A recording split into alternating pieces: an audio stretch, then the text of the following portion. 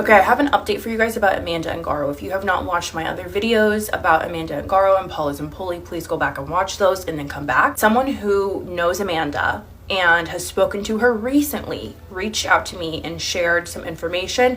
I cannot share everything, but I will share what I can with you. Also not saying who this person is that reached out to me, but I can confirm that they are close to Amanda. Number one, Amanda is alive.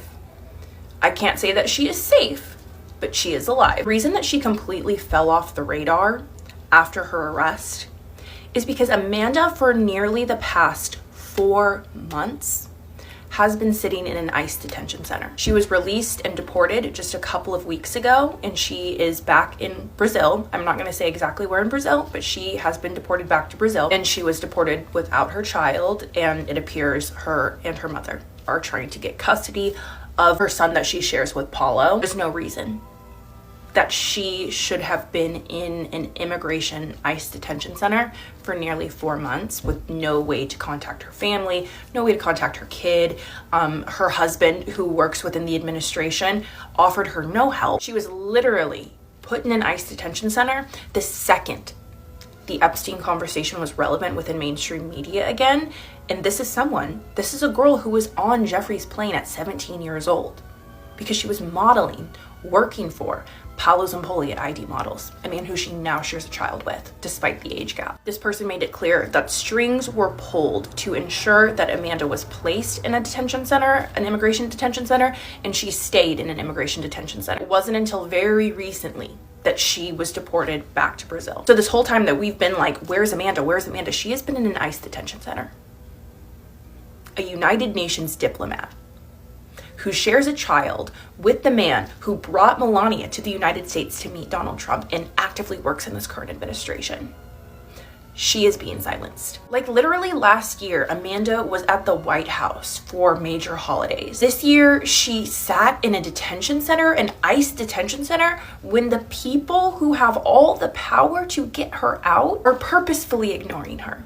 Not giving her legal counsel, not giving her access to her friends and family, not giving her access to her son, not giving her access to basic human rights. That is all that I have permission to share right now. There are so many people who I would like to scream at right now.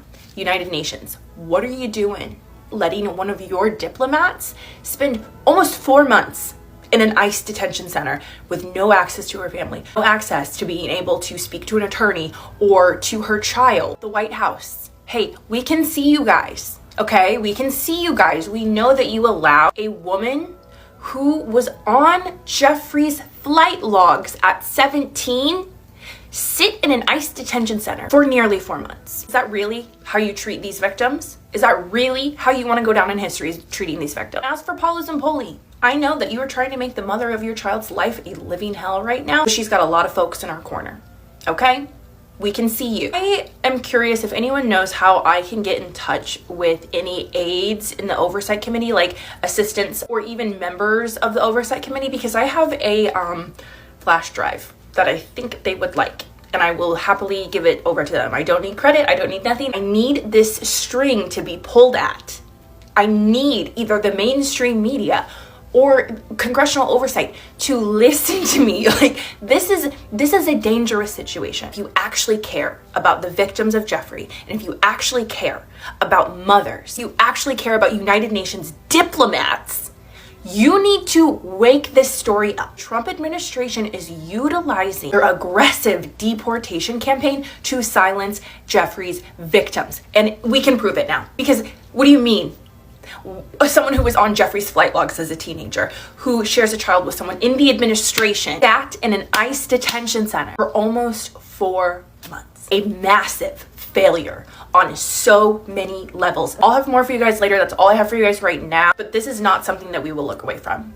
This is not something we will look away from. Okay, friends, I just made my first ever post on Substack. Still kind of trying to figure out how this platform works, but should be free to subscribe, free to view, free to read, free to everything. But I basically just wanted to make like a post that is a timeline and a compilation of facts surrounding everything I know about the Amanda Angaro, Paula Zampoli, Trump administration rabbit hole. There is some information in here that you guys have not seen on my platform because of certain censorship. I can't post certain photos and stuff like that are in here. But there's also a lot of like side rabbit holes that we've gone down since learning about Paula Zampoli that I don't get into. It's pretty straightforward. I figured this might be a better way to like get people who can make a change to like really visualize everything that we've been talking about. I am hoping that my mutual, who has a line in with the oversight committee, is able to get this into their hands. And if you have a state rep who cares about the files, I know I don't. I live in Missouri. If you find yourself with like an extra 30 seconds in your day, if you want to email this over to your representative, I would be greatly appreciative. Like my Substack account is like a very baby account. Like I don't expect it to like go viral from like